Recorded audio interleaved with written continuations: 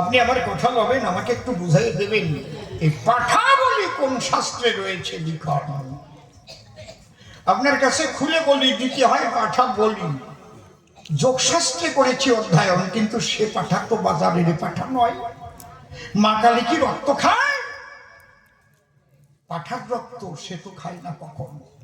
একদিন শিব ঠাকুর ডেকে বলে, আপনারা দেখবেন পদ্ম পুরাণ খুলে, কালী তোমার পূজা করবে বলে অনেকে তোমার দ্বারে পশু বলি দেয়, পাঠা দেয়, মহিষ দেয়, নরবলি দেয়। আমার কাছে বলো দেখি, তুমি কি হলে পাঠাকে কি এগুলো তুমি গ্রহণ করো কি না করো বলো আমায়। শিবের জবাব দেবার তরে কালী কি বলেছিল লেখা আছে তার ভিতরে, মমদারে মম যজ্ঞে যো নরা পশুঘাতকা তে নরা নরক জান্তি জগৎচন্দ্র দিবাকরণ। আমার যজ্ঞ আমার দ্বারে আমার পূজা করবার তরে যদি কোনো নারী নরে পশু বলি দেয়, অন্তর দিয়ে দেখো ভেবে যতদিন চন্দ্র সূর্য জগতে রবে, কুম্ভীপাক নরকে তারা হইবে নিলয়।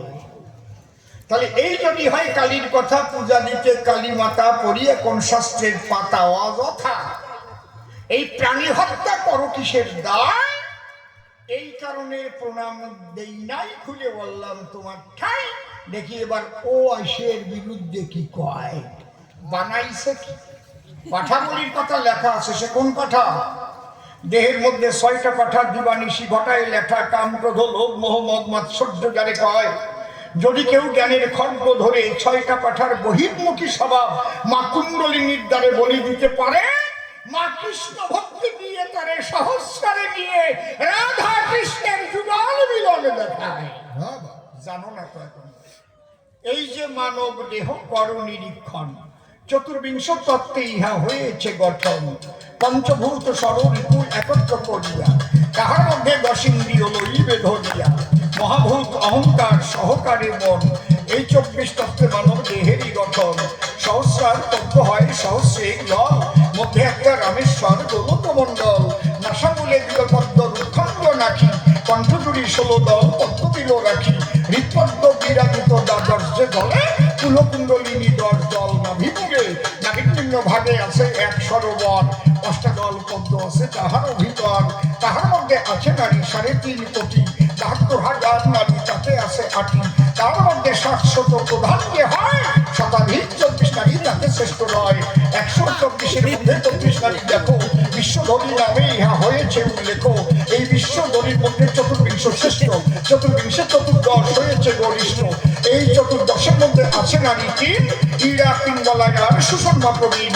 বাম ভাগে ইরায়ার, দক্ষিণে পিঙ্গলা, মধ্যভাগে সুষমা চক্রভেদী রইলা। এই যে দেহতত্ত্ব যেই জনে জানে, নর লোকে তুচ্ছ তারে দেব লোকে মানে। প্রকৃত বৈষ্ণব যারা খাঁটি কালী পুজো জানে তারা, আর তামসের কালী ভক্ত যারা ধরিয়া শানিত খাড়া মায়ের দরজায় পশু বলি দেয়। আমার কাছে বলুন দেখি, মা তাতে সন্তুষ্ট হয় নাকি? কখনো নয়, নয়, নয়।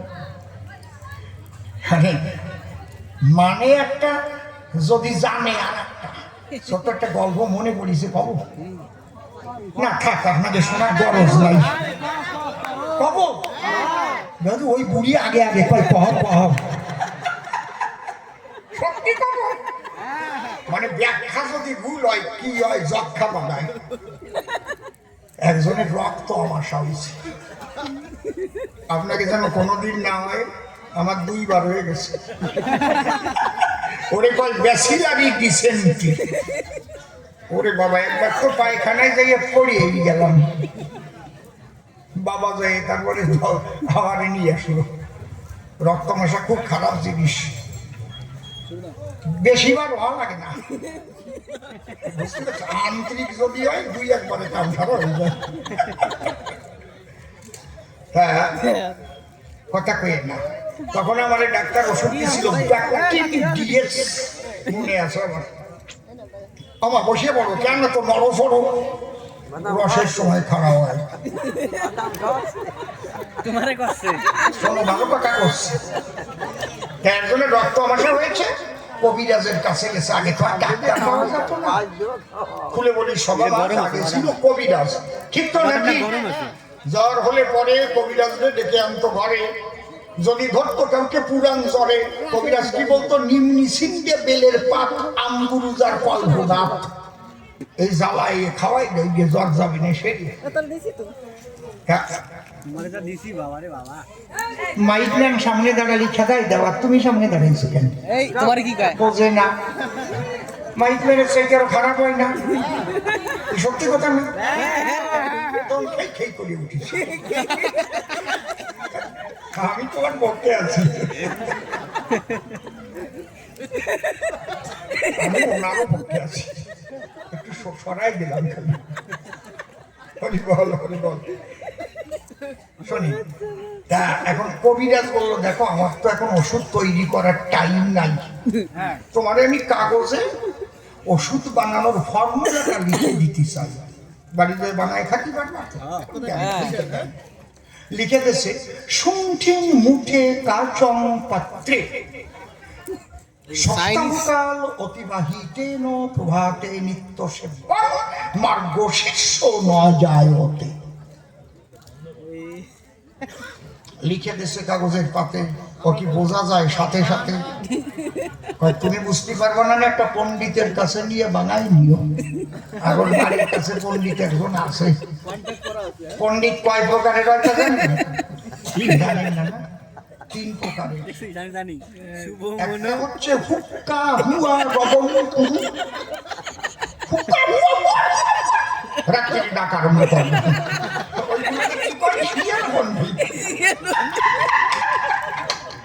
নাকি কথা কম না কেন?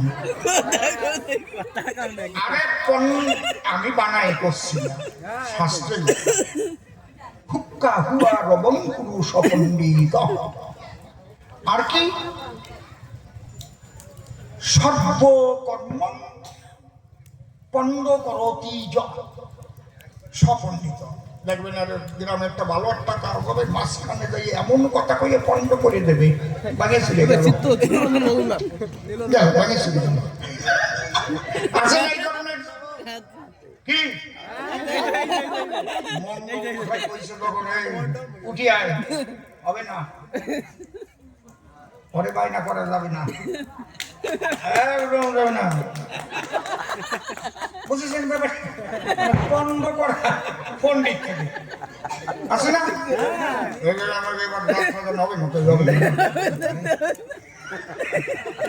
কি বাবা, এই জন্য শাস্ত্রে লিখেছে পণ্ড করতি সপণ্ডিত।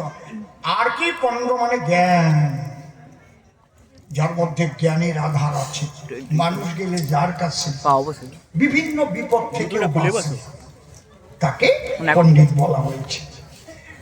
আদ্য বদ্ধ কব্য তীর্থ। আর ওই যে পণ্ডিতের কাছে গেছে মানে ও 3 মধ্যে একটাও পড়ে না, বোঝেই না, ওই কাপড়ে নিয়ে পড়ছে। কিন্তু আমি একবারে হাসনাবাদ হামকুড়ে গান গাতে গেছিলাম, তো ওখানে সকাল 8টাতে গান হয়, আগের দিন পৌঁছে থাকতেই হয়। আমগুড়া হাসনাবাদের একেবারে অনেক অনেক আগের কথা। তাই আমি বললাম আমার লজিং হোম কোনটা, কোন বাড়ি? কয় পণ্ডিত বাড়ি। আমি বললাম যাক, তাহলে আজকে তো পণ্ডিত মশার সাথে যদি একটু রাত থেকে আলাপ আলোচনা করতে আমি সমৃদ্ধ হতে পারবো। যাইয়ে দেখি কি অর্ধউলঙ্গ অবস্থায় বসে রয়েছে। আমি বললাম আপনার নাম কি? কয় হারাধন পণ্ডিত। লেখাপড়া কোন পর্যন্ত? কয় স্কুলে যেতে পারিনি। পণ্ডিত হলাম কি করি? আমাদের বংশই তো পণ্ডিত ভাই, ভাবলাম তা না।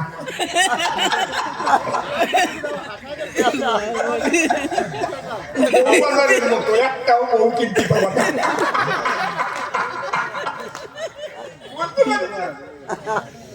তোমরা ভাবছো নাকি আমার রস শুকিয়ে গেছে?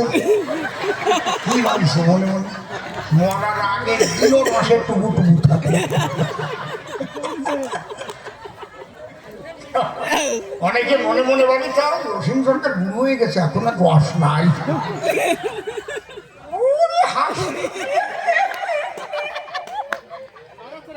খালি ধর্ম কথা বললে হয় নাকি?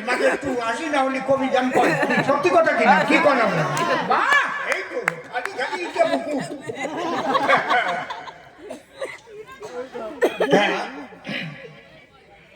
ও দেশে নিয়ে এর মধ্যে আমার রক্ত মশার ওষুধ আছে কি দিয়ে বানাবো ও তো বুঝতে পারতেছে না শুনছি মানে কি তো বোঝে না মারাত্মক শক্ত জিনিস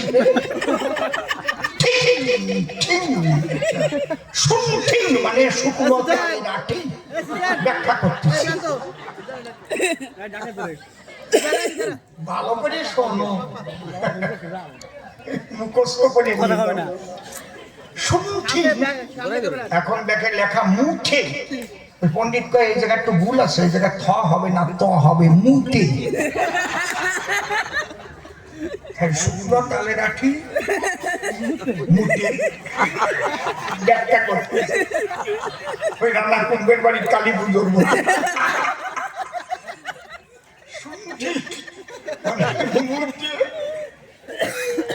কাচন পাত্রে বুঝতেছি না কাচন পাত্রে কাচন পাত্রে ও বুঝতে পারছি ওই যে কাসিম কাছে খাবার পরে যে সাড়া থাকে ওইটা করে পেশা করতে হবে এক সাড়া আর ওর মধ্যে তালে রাখি ভিজতে হবে রক্ত অবসর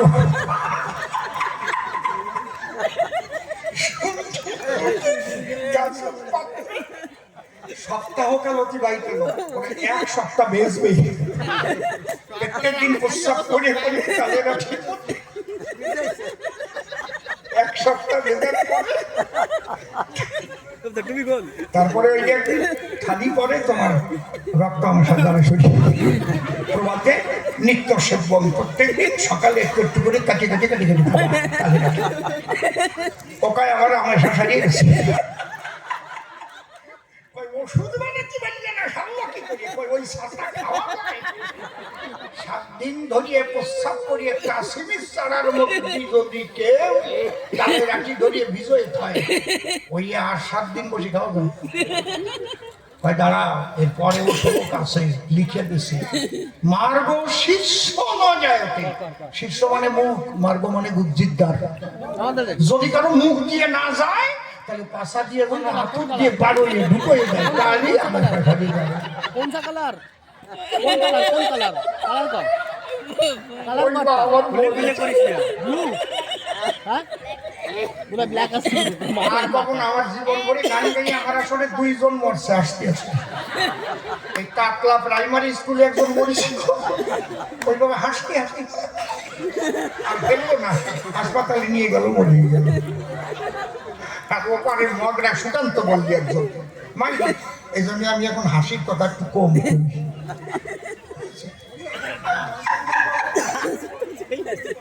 এর আসল ব্যাখ্যা শুনবো না শুনঠিন মানে আদা সুট এটা কবিরাজি ভাষা আদা সুটকে শুনঠিন বলা হয় মুঠে মানে ভাদলা রাঠি মোথা হয় না বুঝেছেন তো ভাদলা রাঠি শুকাতে হবে শুকাই নিয়ে আর আদা সুট শুকনো আদা এই যে আমার গালের মধ্যে আছে নিলাম একটু আগে খাবো গান গাওয়ানোকে বলিয়ে দিচ্ছি তাহলে আদা সুট ভাদলা রাঠি মুঠে ওরে কয় মোথা ভাদলার মোথা কাঁচন পাত্রে মানে কাছে গ্লাসের মধ্যে ওইটা ভিজিয়ে রাখতে হবে প্রভাতে নিত্য সেবনে রাত্রি ভিজাবে সকালবেলা মার্গশীর্ষ অঘ্রাণ মাসকে বলা হয় মার্গশীর্ষ সমস্ত মাসের শ্রেষ্ঠ মাস মার্গশীর্ষ মাস কি জানেন না গোসাইরা আপনারা এই অঘ্রাণ মাস থাকতে থাকতে যদি এই কাজটা করা যায় 7 দিন খেলে ওই বছরটা তার রক্ত অবসর হয় না ভালো থাকে এই হচ্ছে কবিরাজ লিখে দিছে আর পণ্ডিত বানাইছে আমি আর বলতে পারবো না বুঝেছেন এই মাতৃ পূজা করার ধারা বসে শুনেন আপনারা এই যে মা কালী তারা